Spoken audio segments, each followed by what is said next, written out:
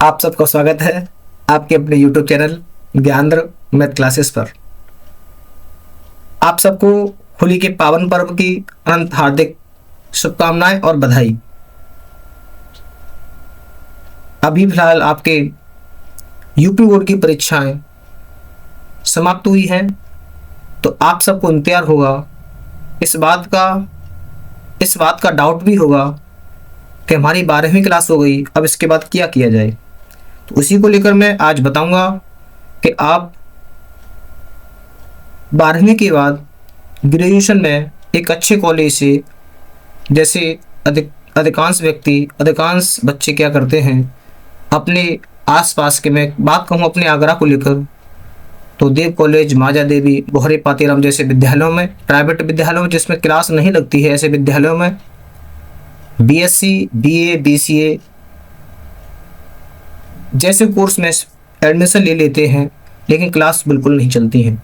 उससे बचने के लिए आप एक अच्छे प्रतिष्ठित कॉलेज से पढ़ पाएँ, एक अच्छा, जैसे बीटेक वालों का प्लेसमेंट होता है उसी प्रकार ऐसे प्रतिष्ठित कॉलेज जिनसे आप बीएससी करें, बीए करें, तो वहाँ से भी आपका प्लेसमेंट हो सकता है। जैसे उसका एंट्रेंस एग्जाम होता है, ऐसे इसका एंट्रेंस एग्जाम होता है, जिसे बोलते हैं CUET। आपको दिख रहा होगा, कॉमन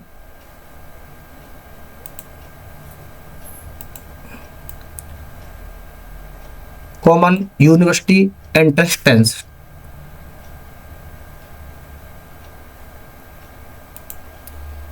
एक अच्छे विद्यालय से ग्रेजुएशन करने के लिए एक एंट्रेंस टेस्ट की आवश्यकता होती है, जिसे हम CUET बोलते हैं, जो कॉमन यूनिवर्सिटी एंट्रेंस टेस्ट होता है। ये अंडर ग्रेजुएट होता है।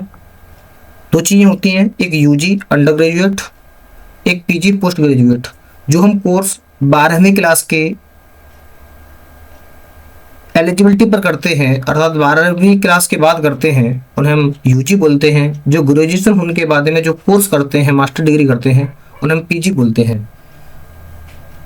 इसमें बात करें आपका फिलहाल, जैसे स्टूडेंट बीटेक की तरफ भाग रहे हैं, तो पिछला एरिया देखें तो पिछले एग्जामों में 2022 में 9.6 लाख लोगों ने इसमें अप्लाई किया था। 2023 में इसका दोगुना बढ़ गया, 19.3 लाख हो गया। इसी प्रकार 24 में भी और बढ़ गया, और 25 में भी उम्मीद है बहुत बच्चे इसमें बढ़ने वाले हैं।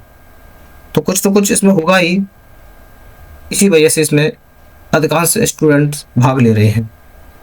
तो इंतजार किस बात का, आप भी इसमें शामिल हों, और मैं इसके बारे में पूरी बात करूंगा कि ये किस प्रकार से होता है, क्या सिलेबस रहता है। आइए चलते हैं। आप इसकी मदद से आप अपने एक बेहतर भविष्य बना सकते हैं। CU2 ये ऑनलाइन एप्लीकेशन फॉर्म भरा जाता है, जिसकी डेट 1 मार्च से स्टार्ट हो चुकी है, जो कि 22 मार्च तक चलेगी। तो आप जल्द ही अपने नज़दीक साइबर कैफे से अथवा कंप्यूटर की दुकान से अपना फॉर्म फिलअप करवा लें। बड़ी ध्यानपूर्वक भरवाएं इसको। और इसकी बात करें एग्जामिनेशन डेट की, तो ये 8 मई और 1 जून के बीच होने वाला है। इस तरह से देखें तो आपके पास अभी लगभग 2.25 महीने हैं। तो आपको खूब मेहनत करनी है, अपने भविष्य को बेहतर करना है। तो जैसे आपने यूपी बोर्ड में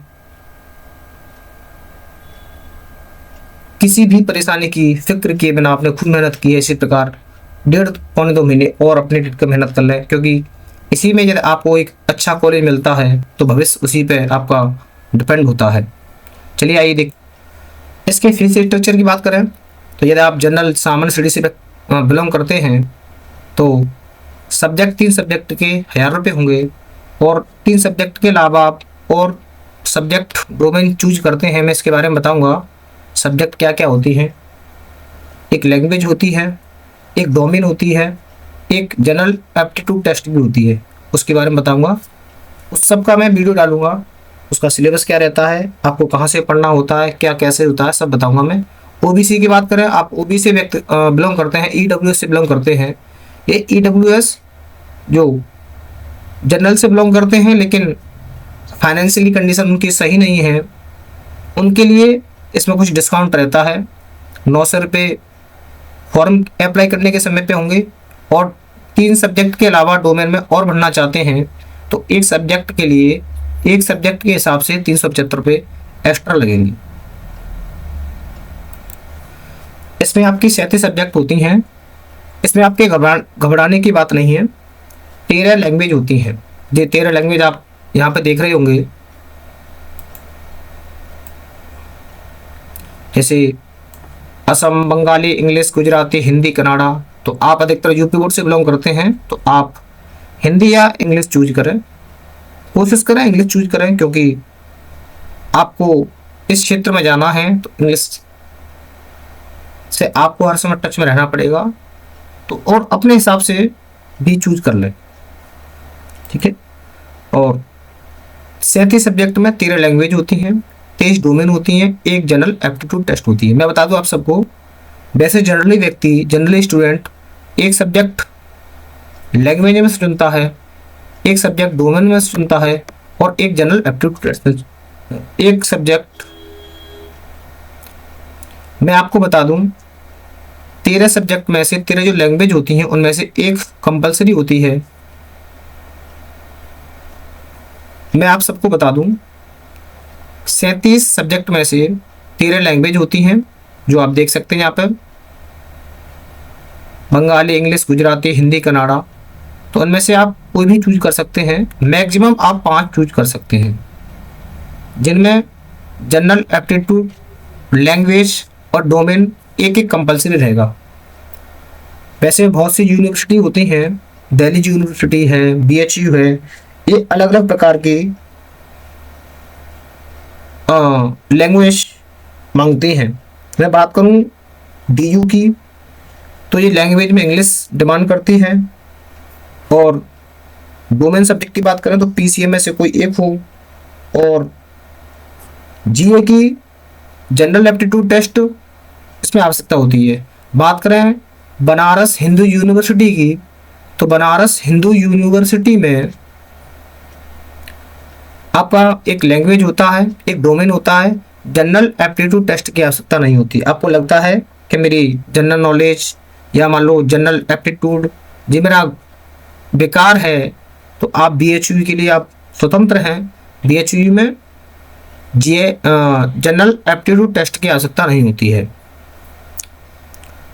जो डोमेन सब्जेक्ट होती हैं, जो आपने 12th में 12वीं क्लास में आपने physics, chemistry, math, economics, history जैसे सब्जेक्ट पढ़ी हैं, उनमें से चूज कर सकते हैं।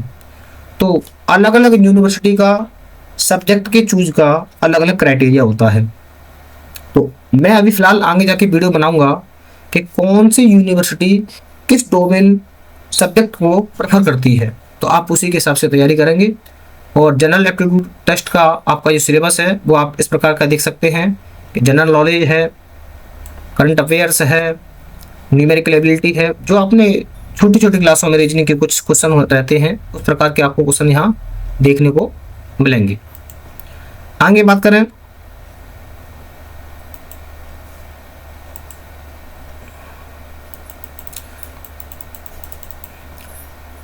करें आपके एक सही क्वेश्चन के लिए 5 नंबर मिलेंगे। यदि आपका एक प्रश्न गलत होता है तो उसके लिए आपका 1 नंबर माइनस भी कर लिया जाएगा।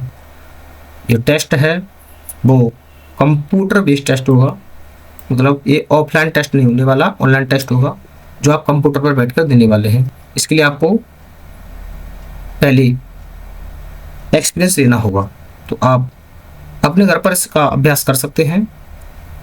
टोटल क्वेश्चन एक टेस्ट में, आपके पास 3 सब्जेक्ट हैं तो प्रत्येक टेस्ट में 50-50 क्वेश्चन होने वाले हैं। और कॉन्सेप्ट और ऑल क्वेश्चन और कंपलसरी, सभी क्वेश्चन आपको करने होंगे। सभी का जो टेस्ट है, प्रत्येक टेस्ट का, जैसे आपके 3 सब्जेक्ट आपने चुने, 3 सब्जेक्ट में प्रत्येक सब्जेक्ट की जो समय सीमा है वो 60 मिनट रहने वाली है। वो मल्टीपल शिफ्ट एक ही दिन में हो सकता है या और भी शिफ्ट लग सकती हैं। आप इस प्रकार अपना ये सुनिश्चित।